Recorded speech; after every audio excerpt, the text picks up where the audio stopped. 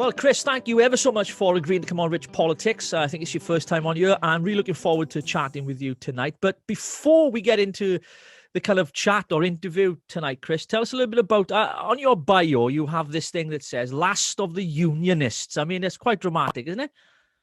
Oh, it's more sarcasm. One of the Welsh Conservative AMs described himself as last of the Unionists, so I thought I would adopt that for my own personal use. Just to prove that it isn't just one person that is a unionist, and that it's far oversold, the idea that the one individual in the Conservative Party is the only unionist left in the country. Well, speaking of the union, we're going to talk about that a little bit later on the show, Chris. But I just wanted to get your thoughts first. You know, you're a Conservative member, aren't you? Welsh Conservative member, is that right? Yeah. Yes, you are. So it's good to have a Conservative on the show. I've had loads of Brexiteers on you, so it's nice to get you on here.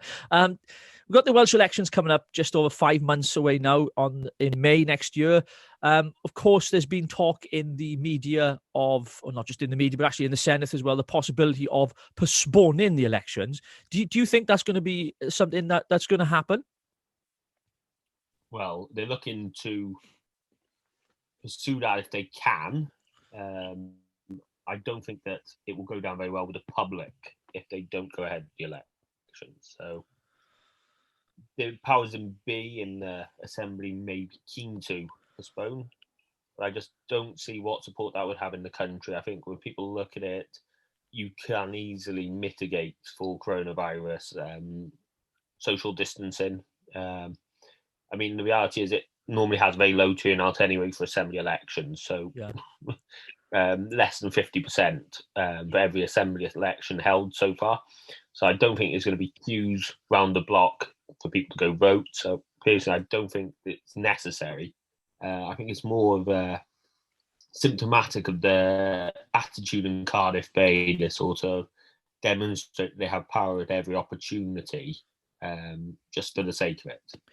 Yeah, I mean, we've seen the US elections go ahead, and they've had massive amount of, the coronavirus of their deaths as well, sadly. But they still managed to have the elections. Of course, what's happening now, I don't want to get into, but that's another story altogether, And I'm sure that many of us, certainly from the people I've been speaking to, that there is no reasonable excuse really not to have the elections if you can queue for the supermarket, you can queue to cast your vote, and I think that's important. Speaking of the Welsh elections, of course, we've seen recently this week, Boris Johnson made a statement which caused a kind of a Twitter storm and social media madness in the last few days over his comments on devolution in reference to Scotland, but obviously it applies in Wales as well, that devolution is a disaster and was, according to him, Tony Blair's biggest mistake. What did you make of that statement? Well, it was good to see somebody high profile in the Conservative Party articulating that opinion. I think the way he went about it, as typical Boris fashion, it's colourful language. But I note that everyone who has rode out to defend devolution, they've not been able to defend achievements of devolution. They have tried to go along the lines of, devolution hasn't failed. It's simply the government that's in power has failed. Surely, if it was as a productive, effective system of government, they would be able to roll off the top of their head the achievements of it. I look at Scotland, I look at Wales. Wales, we have 5 of the 7 health boards have been in special measures. One of them has even been in special measures for a quarter of the time the Assembly's been in existence. I note that not a single politician was able to go out and defend the project of devolution on its merits. It was more on the basis of saying, well, it can work, but it needs a change of government. Yeah, definitely. Chris, I don't know if you've noticed the media coverage for Welsh independence has been quite strong the last few weeks, actually, and I noticed it's been ramped up. I've got my own opinion on that, which I've shared in a broadcast earlier this week. I just wonder what you think about that. This rise in nationalism here in Wales, because we're really seeing the union under attack, or a threat really to our union and a breakup of the United Kingdom. I wonder what you think about that. Well, I'm not sure that or appetite for or independence is actually as high as people make it out to be.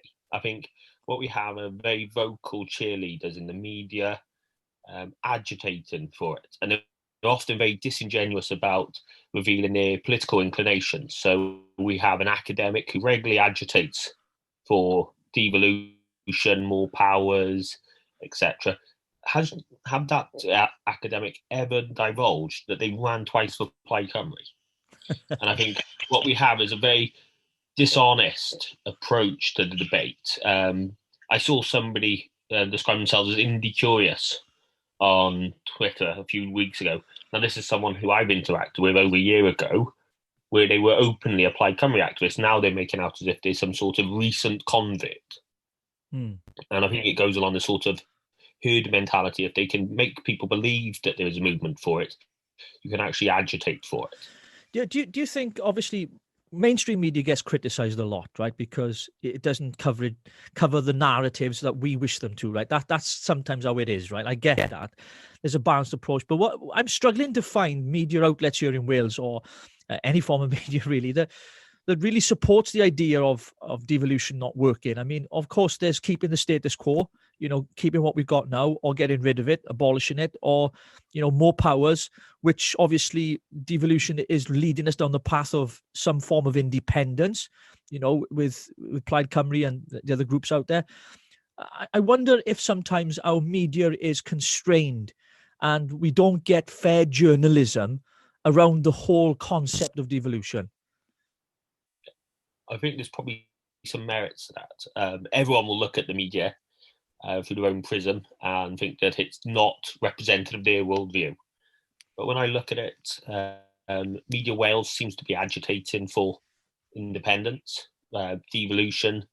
You have journalists writing articles about why they're indie curious. I suspect they were already indie curious, and they just happen to articulate their sort of inner beliefs out there as if it was some sort of recent development. I would say with the media, there is a complete appetite for going along with this sort of status quo. There is a lack of, how best to put this, scrutiny of devolution. If I would say that probably public involvement with the independence movement, I don't think is as high as really is made out in the media. I don't think public awareness of the devolved powers is as high as it should be, and I think that's partly due to the media's failure to hold politicians to account. I can give you a prime example. A minister forced to resign for using the civil service in Wales to try to get dirt on a political opponent. If that had happened in Westminster, you and I both know that it would have been the end of their career. There would be no coming back from that. And well, instead, he was sacked. I think you're referring to Alan Davies. He was actually sacked for that, though, wasn't he? He was, but most people, if it had happened in Westminster, I would suspect that his political career would be over. Yeah, I don't think it's the first time he was disciplined over other things as well, but that's another story, isn't it? I think if it was in Westminster, I don't think that the media would have ignored it or stayed as probably backed off as quickly as they did in Wales. I suspect he would have been hounded from basically the moment he was sacked until the next election, and instead he was sacked, and he remains in office. And I think that comes down to an apathy from the journalists in Cardiff Bay to actually scrutinise these people. Yeah, it's another case of the jobs for the boys, isn't it? I noticed that goes on a lot down there. I remember when Vaughan Gething, the health minister here in Wales, blocked me on Twitter, not because I used any language or vitriol towards him, because I don't do that, but I was challenging him, and I think I was putting facts and figures out and stats. He didn't like it and blocked me. And so I actually I emailed the Standards Commission or something, it was something like that, just to complain. And I said, look, he's a minister, he's an elected minister, he's our health minister, and he's blocked me. And of course, the person that complaint goes to is Mark Drakeford. So you can imagine the response I got back. It's his own personal Twitter account. I says, well, why is he posting political stuff on there then? But anyway, I've noticed that it's what I have noticed in the last few weeks with the media in particular here in Wales. They have been pushing this kind of independence kind of message narrative. And it's been around for a long time, this has anyway. It's not going to go anywhere. As you rightly pointed out, there are people working within media in Wales who have connections to parties, and that are fighting for it. I just wonder what you think about our union, really. Do you think that the devolution is putting a strain on the union, or do you think it's the call for independence that's putting a strain on our union? Well, I would say that devolution is a strain on the union. I think there's several factors driving the strain on the union. It's indifference from English unionists or people that you would assume to be unionists. They seem to be indifferent to developments in Scotland and Wales and Northern Ireland. They seem, possibly, if you were being disingenuous, they see the constituent nations as a burden on the union. And the reality is, if you were to get rid of, say, Scotland and Wales and Northern Ireland, you would have one government in office in England, pretty much. And I think in Wales and Scotland, the mistake has been that they thought that they could kill off the nationalist movements by pushing for devolution. It was why Tony Blair and co pushed ahead with it, was they believed it would actually abate devolution, would sort of kill off that movement for nationalism, the independence movement. Instead, what's happened is that the political parties agitating for independence have got into the machinery of the devolved institution. So in Cardiff Bay, I would argue that Clyde had a spell in government, albeit as a junior partner.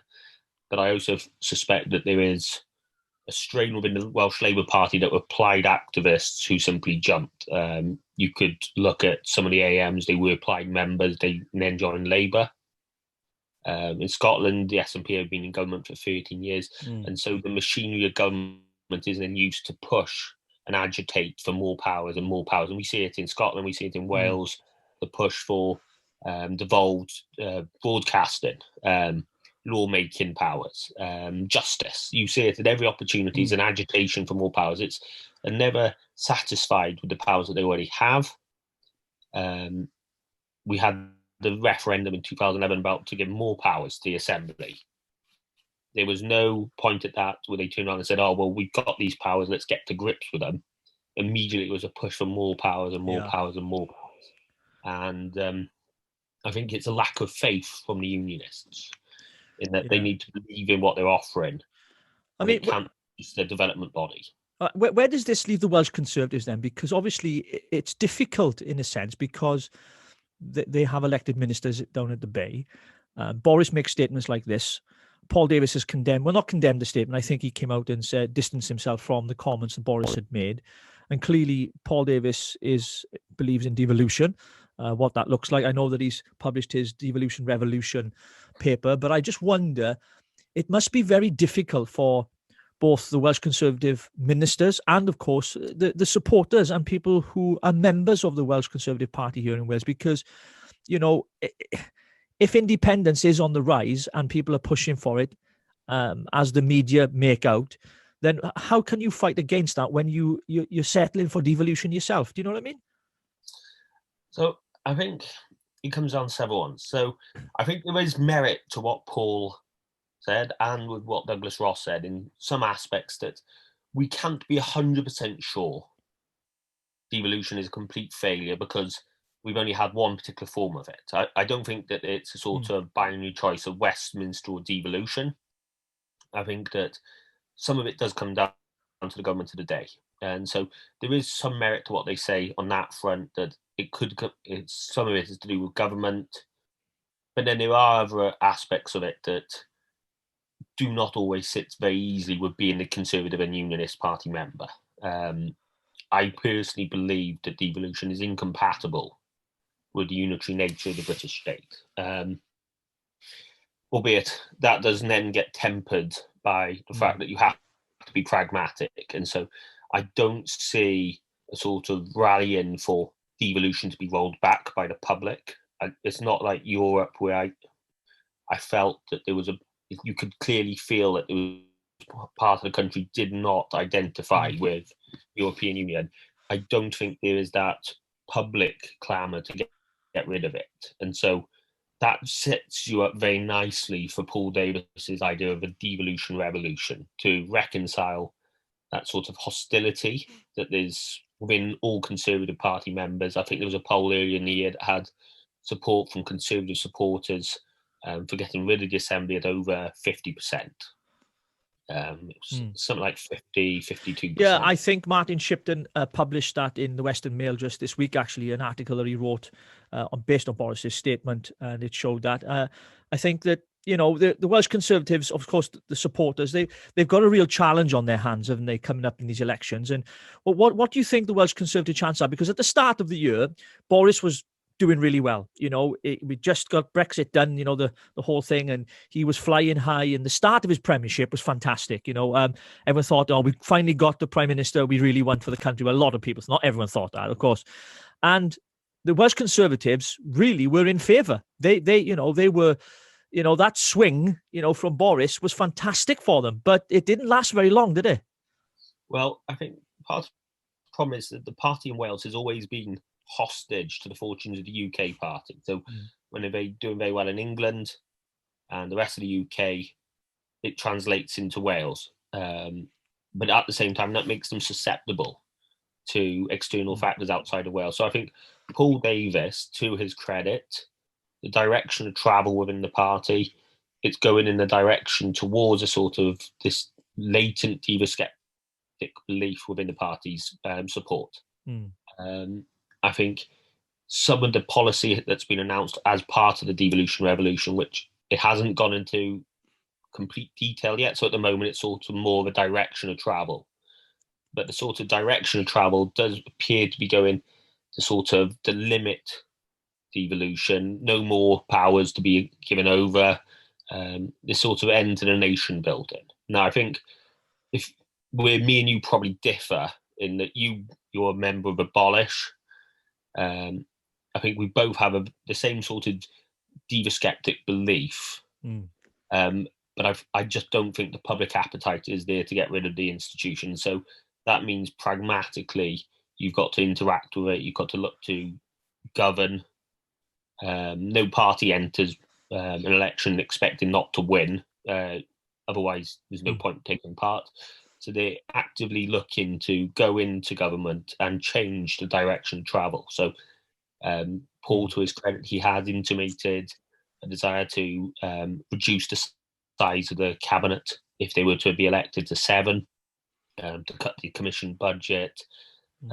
These are good steps in the right direction.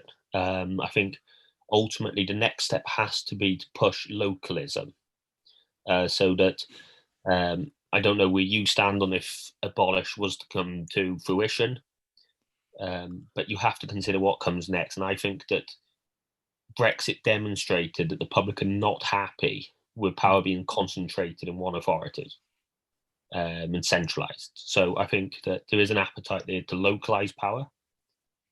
Some powers possibly should be returned to Westminster. I think the coronavirus pandemic has highlighted some of the issues with having 4 distinct health services. I think health would be a prime example of something that could be put back into a truly national health service. But then other powers could be localised. I think the announcement about the EU funds, once we leave the EU, and it seems to be that there's a desire to put them to local authority level. Now, I think that's a perfectly acceptable use. Well, yeah, you say that, but the Welsh government don't want it to go to local authorities, do they? They've said that. I think it's today. I read it today, didn't they? Yeah, I think that's more because they've been pocketing the money. Well, of course they have. Yeah, that is exactly the problem. That's why Abolish has got a place to play, because local authorities would be better off. But anyway, you mentioned Abolish there, Chris, and we've talked with the Welsh Conservatives. What do you think of parties' chances coming up in the elections next year? You've got obviously Plaid Cymru, Adam Price. I mean, he's a different kind of leader to Leanne Wood, isn't he? We know that. I think he's a good speaker. I think he speaks very well.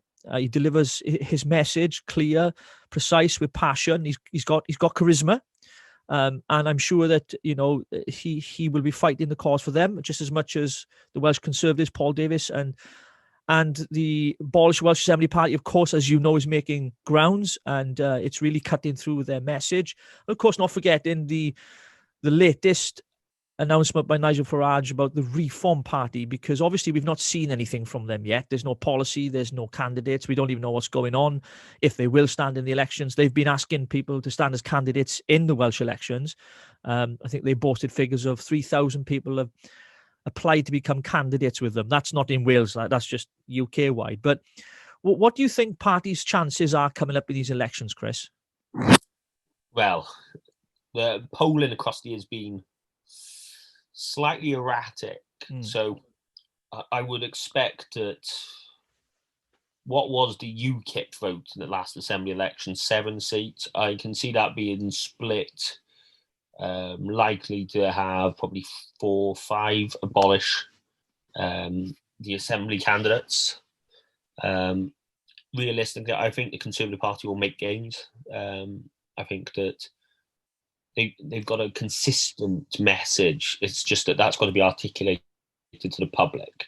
And I think the public can get the ideas onto what that revolution entails. It's to push for delivery. I think you and I would both agree that too much of what Cardiff Bay has been about is nation building,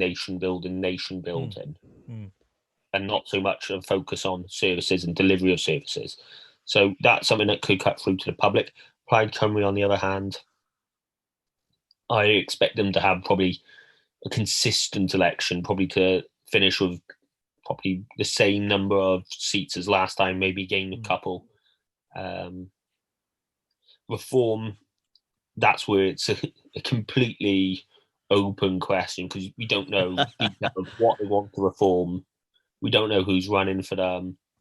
I would assume the existing group will look to run again. But well, I'm not too sure, because obviously when the Brexit Party dismantled the group, I should say, in the Senedd, obviously Mark Reckless came across to abolish, and I noted that Caroline Jones went independent, obviously, and now obviously Mandy Jones and David Rowlands have joined and formed this kind of independent group, they're calling themselves, / reform group. Now, they added that bit in a bit later, so I don't know if there's possibly talks of them, doing something, because they've already got 3 then in the Senedd. Who really knows? We don't have a crystal ball. If we did, we'd make millions, wouldn't we? But I'm not too sure, though, that and I'm just of the opinion, at least with abolish, whether people agree with it or not, where you stand. The message is clear, But with reform, I mean, let's be honest, we've had parties already in the Senedd promising reform for the last 20 years. So I don't see how a message of reforming an institution that some believe is a failure is going to cut through with the type of voters that they'd be going for, certainly the voters that would be more likely to vote for us, because I noted a survey that was done quite a while back now by the Brexit Party themselves. It showed 2/3 of the supporters in Wales of the Brexit Party said that they'd want to see the Senedd abolished. So I mean, I don't understand why them running, and I've said this in a previous broadcast as well. I think Farage, and I got an article I think is coming out this week. Farage is making a big mistake in standing candidates in Wales for the Reform Party. I think it'll be an expensive mistake as well, because I can't see them cutting through, gaining any ground. I mean, just over 5 months left, and where are they? I just can't see it. Can you? Well, it ultimately will come down to message. I would say it's difficult to write Farage off. As we witnessed last year, his ability to pull together a political party very quickly, galvanise support, and then get a message through to the electorate. Albeit it's slightly different to Brexit. I would say that we don't really know what they want to reform, how they want to reform it. So he could... I think anyone would be naive to write off Nigel Farage because he's probably one of the best communicators, campaigners in the UK. But at the same time, if you don't really know what they stand for, I'm not sure that will cut through with the public. Yeah, so, I think you're right. I mean, Nigel, he's one of the most influential people in politics without being elected, isn't he? Let's be honest. And I've got a lot of respect and admiration for him, as you know. I just wonder whether they've come to the party too late, with... if at the turn of the year, December after the elections, if they'd started to talk about some of these ideas, then principally, maybe I think they may have had a better chance. But I think they've just left it a bit too late. What's your plans then, Chris, for the next few months? What's the future looking for Chris then? Well, I'm waiting for the Conservative Party to finish its selection of candidates. I've got a couple of friends who are in the last two for a couple of seats. So it will be interesting to see if they manage to get selected as candidates. If they do get selected as candidates, it will be full steam ahead campaigning for them in various parts of Wales. And yeah. Well, Chris, I'm looking forward to the campaign. I'll probably see you on the campaign trail somewhere in May, no doubt. And if you want to know more about Chris Harris, then please look him up on Twitter, folks. I just want to say thank you for coming on, Chris. I really appreciate your time. Thank you very much for having me on, Richard. Thank you, Chris. So to all of our viewers, don't forget to hit that subscribe button. I hope you enjoyed this week's broadcast with Chris Harris. As I said, we'd have a Welsh Conservative on some point or other. We certainly did, and we've got some insight from him. And hope you've enjoyed the broadcast. Don't forget to like and share and subscribe, and I'll catch you next week on Rich Politics.